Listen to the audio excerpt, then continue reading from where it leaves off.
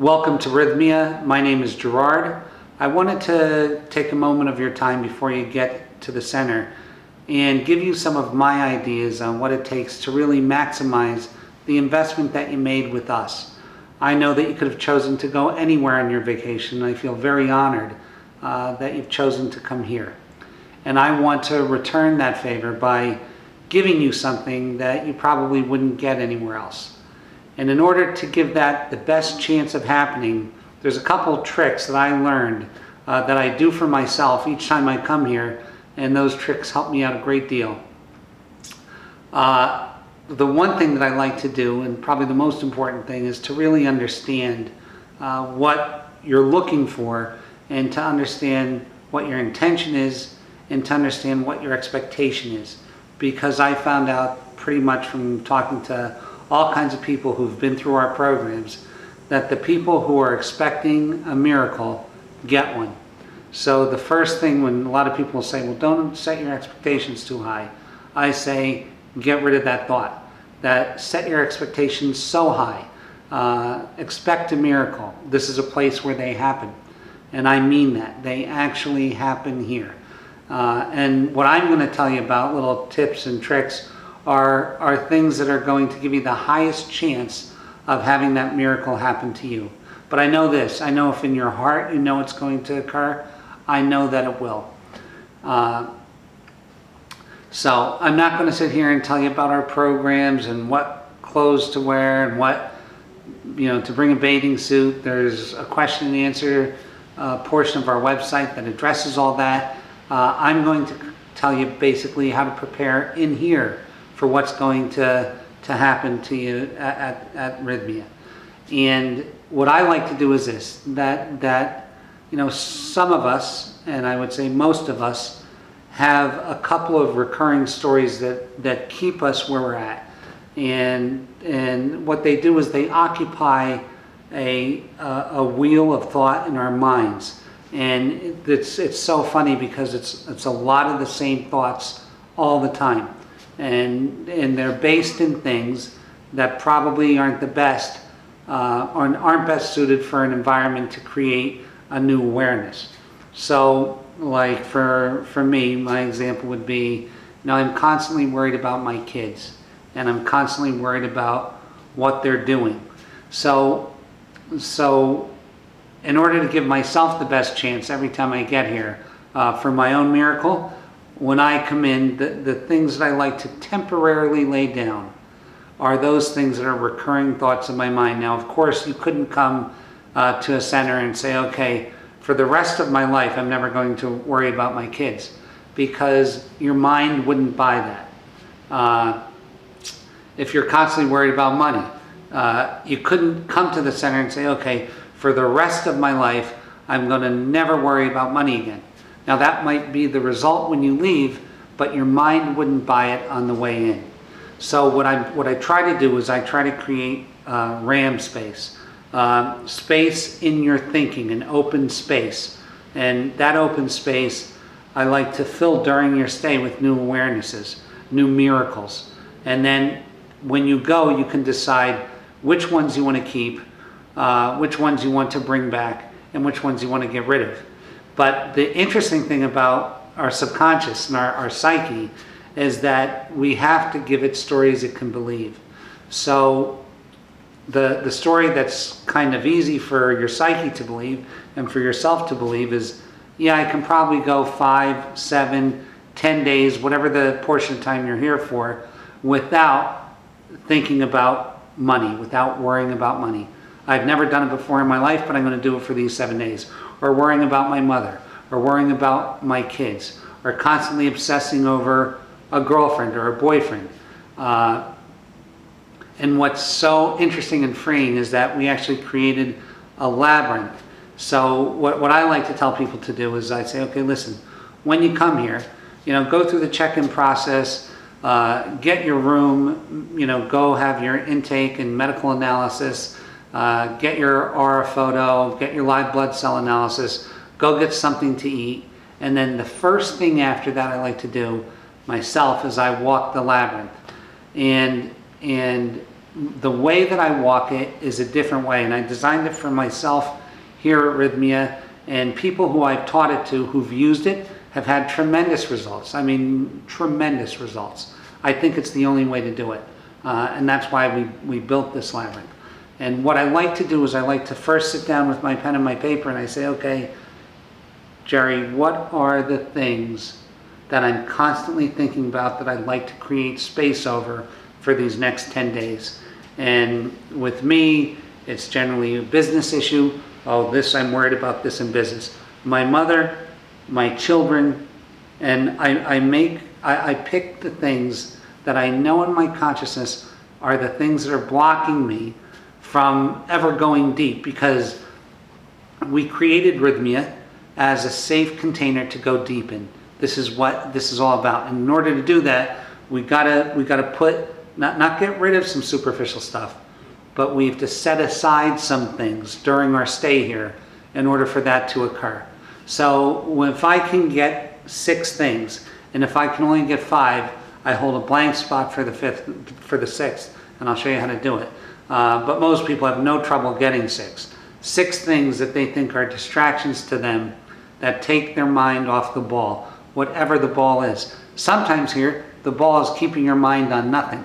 So anything that keeps you on something is something that you should list as you walk the labyrinth. So what I do is I take, okay, these are my 6 things.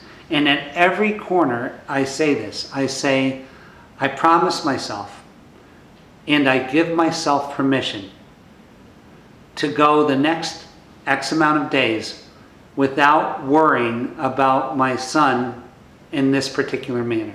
And then I'll go to the next corner.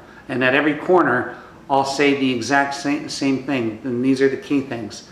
That I'm going to give myself permission, and that it's for my own good, to not worry about this particular thing. And then I put that intention when I go around that corner into this rock that I hold.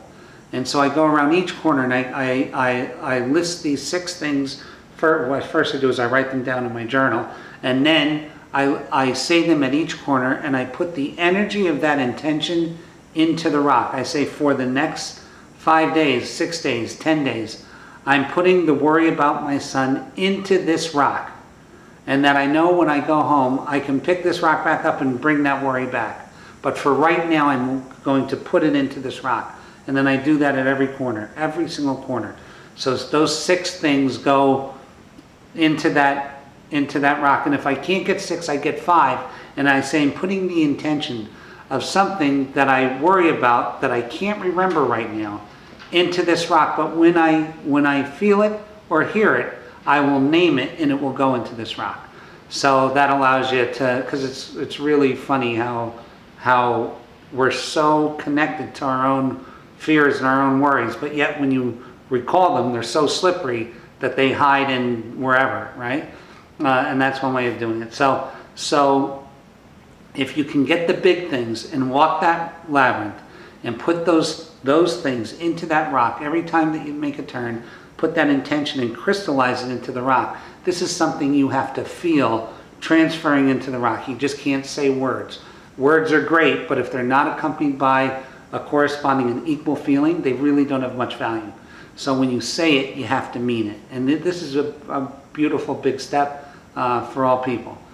And so when you get into the center and you lay it down, you'll be surprised how reluctant you are to lay some of these things down, even for 5 or 7 or 10 days, because we're so used to relying on them as a way of keeping us from ourselves that it's a little scary. So anyway, you put that rock down, and then on your way out, you're going to take the bracelet, and at every turn, you're going to put the energy, okay, of what I'm about to say into this first mollusk. You're going to put the energy of what I'm about to say. You're going to say, during my stay here, I'm going to receive awarenesses. And I'm creating a space within this bead for that awareness. And when that awareness occurs, I'm going to name it and put the energy of it in this bead. And then when I leave, I can decide whether I want to keep that forever or not. And you say it at every turn. It's really important that you remember what I just said, that you're going to create a space within this bead to put the energy of an awareness that you're going to learn or discover during your stay here over the next 7 days into this, so that you can decide to keep it at a later date or to get rid of it. And you do that 6 times. And you'll be surprised, because what you've done is you've set a stage for an awareness to occur. You've set the table and done everything.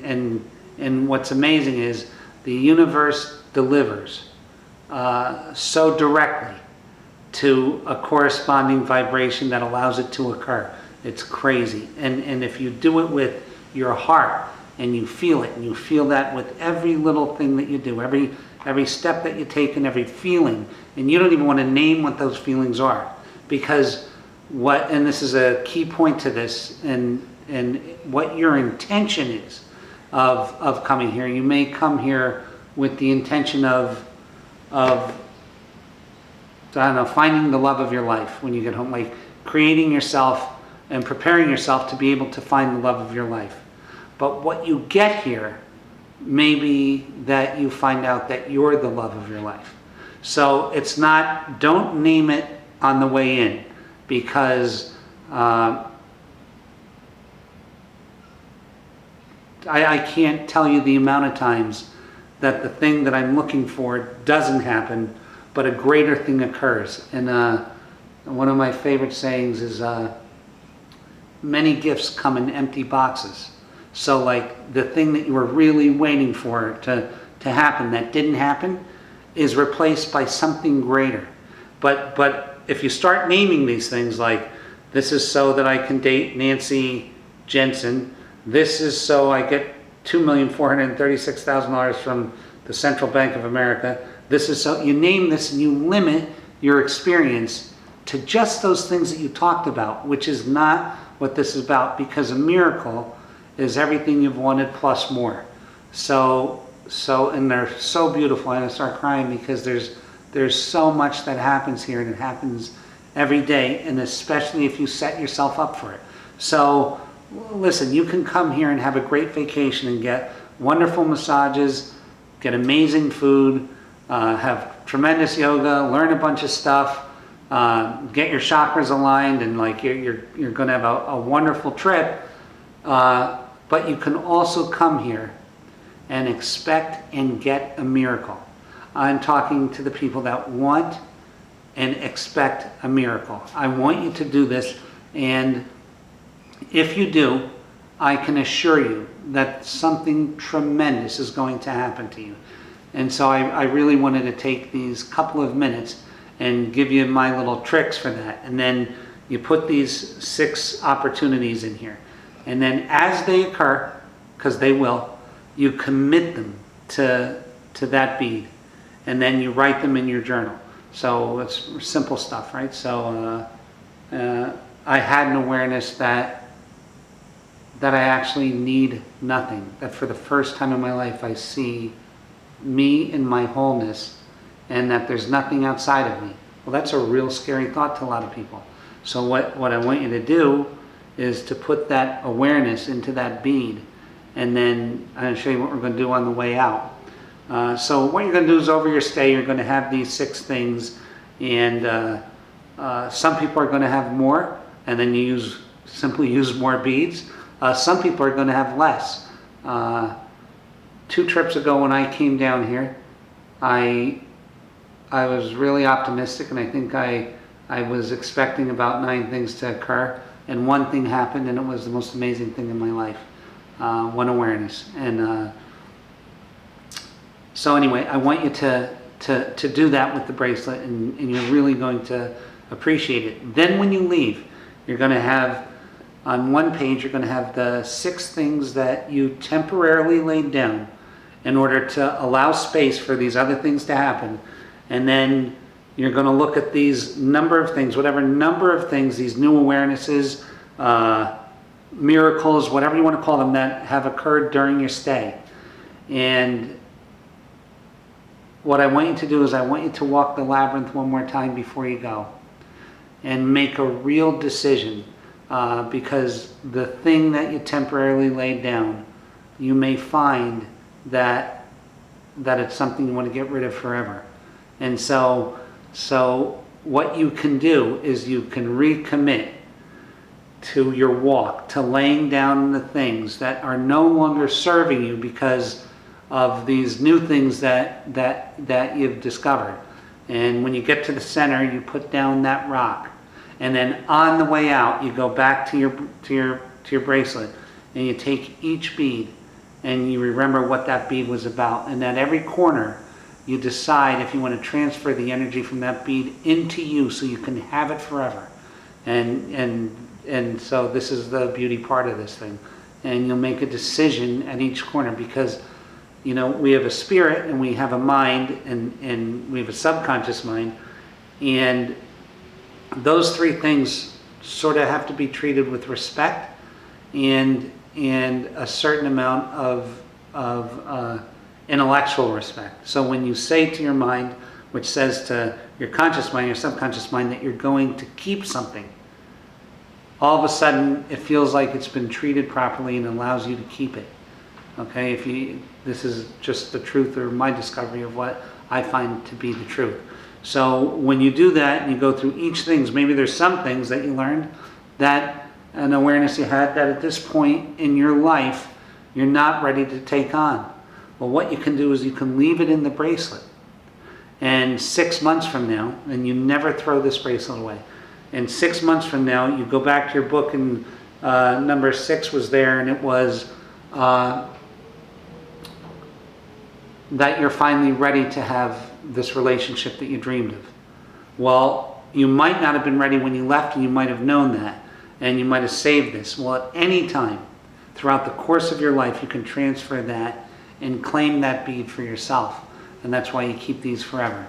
And I know that it's just a little bracelet, and I know that this is just talk to you, but I'm going to tell you something, that if you listen to this and you feel it in your heart, you're going to have the most amazing vacation. And that's what myself, my team, and partners, everybody who's involved with this project, that's all we want, is we want you to have the most miraculous experience of your life. Thank you so much for taking time to listen to my ideas. Thank you.